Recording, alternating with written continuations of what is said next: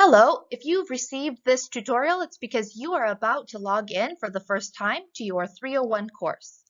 This little tutorial will walk you through everything that you need to do in order to get started prior to the first day of class. It's really quick and really easy. It's just going to walk you through how you log into your learner management system, which is Buzz, how you access your online course material, what your username and password is, and then who you need to reach out to for support if you're unsuccessful with logging in. So hold on tight, here we go.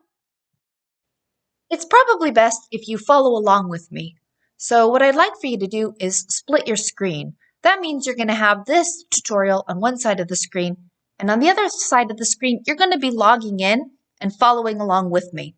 So to do that on your PC, what you're going to want to do is locate in the bottom right-hand corner your arrow keys, and in the bottom left-hand corner of your keyboard, you're going to find your Windows key. So you're going to press your Windows key, and I like to press the Windows right arrow to move one screen over to the right. So here's how it looks when you do that. Again, you're going to press the Windows key and then the right arrow to move it over to one side.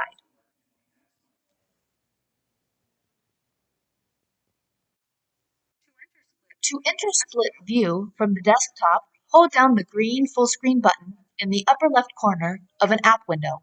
Once the window shrinks, drag it to the left or to the right side of the screen. Your desktop will resize to the other half of the screen, showing all your other open windows. Now, click another app to use both windows side by side. We'll use the calendar. The most important thing to remember is to always use Chrome as your browser. The number one complaint we get is from teachers who say their videos aren't working or an app isn't working. It's usually because they're not using Google Chrome.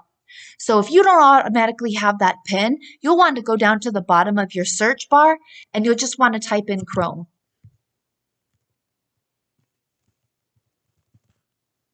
This will usually pull it up for you and then you can log in. So I like to just go straight in. See? Straight to the CUSD website. So go ahead and do so now. Once you've logged in using Chrome, you're going to want to navigate to Staff Links. I'll give you time to do that now. So once you've gone to Staff Links, you're going to want to navigate to where it says iVisions. Now, a problem is that often employees pick the wrong iVisions. This is for our hourly employees. You're going to want to log in to the employee iVisions that says using Chrome. This is the same iVisions that you go to receive tax documents and your paycheck stubs, that kind of thing. So go ahead and log into that now. So I'm going to click this iVisions. And as you can see, I've already logged in with my username. That's the same username that I use to log into any computer when I'm logging in at CUSD. My username is my last name dot first name. And my password is whatever password I used to log in at school. Once I do that, I'm going to press login. And that allows me access to further links. So up at the top, then you can see like this is for your tax information and such. You're going to want to go to self-service. And when you log into self-service, you're going to want to go down to where it says coursework. Once I click on coursework, what opens up are these two options here. Professional development compensation request form, that's not us. We want to go to professional development courses in Buzz. So I'm going to click that now. And once I click that, as you can see, I'm in our learner management system for Buzz, and I have the option to put in my username and password. Now let's talk about how to log in. So this is really important because if you log in incorrectly 3 times, then you're going to lock yourself out and you're going to have to contact somebody to unlock you. So just be really careful at this point and make sure that what you're actually supposed to be typing in is what you're typing in. So when you type in your username, that's the easy part. Your username is just your last name dot first name, not capitalized, straight across, last name dot first name. Now your password could be one of a couple things. So first of all, your password is probably Chandler2. So that's Chandler as lowercase and then just the number 2. So I will go ahead and try that first.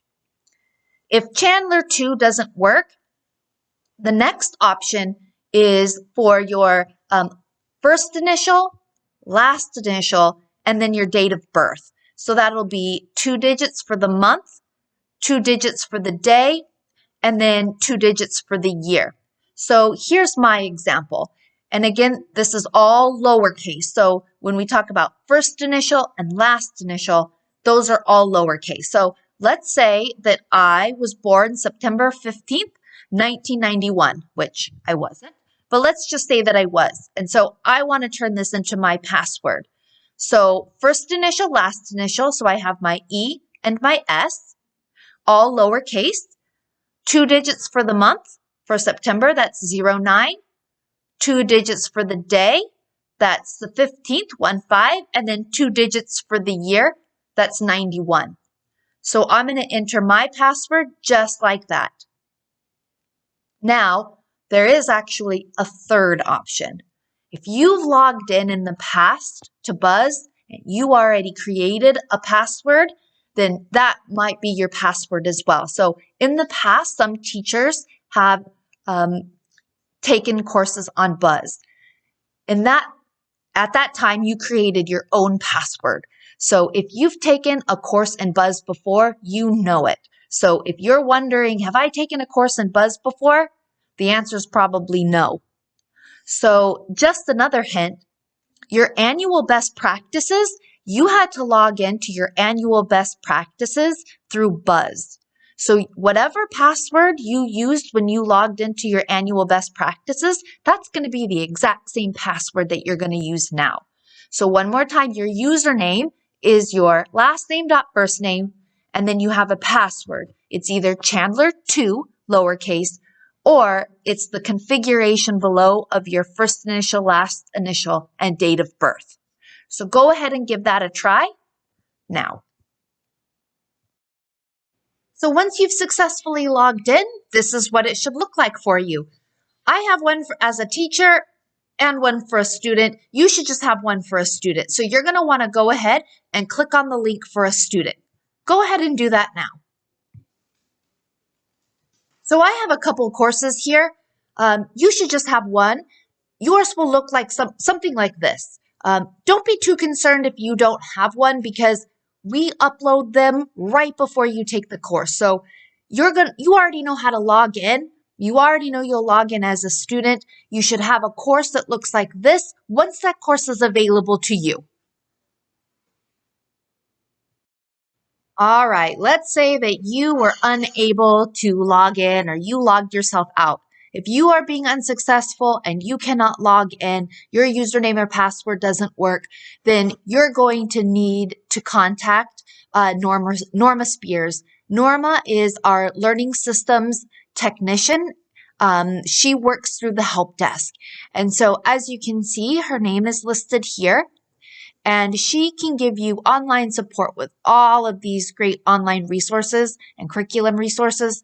But you'll want to contact her. I wouldn't call her at this point. I would just send her an email, spears.norma@cusd80.com, and just let her know that you have tried logging into your 301 course and that your password isn't working. I will go ahead and let her know what password that you tried to use so that she has some reference for you, and she'll get back to you pretty quickly. All right, thank you so much for watching this tutorial, and we'll see you online soon.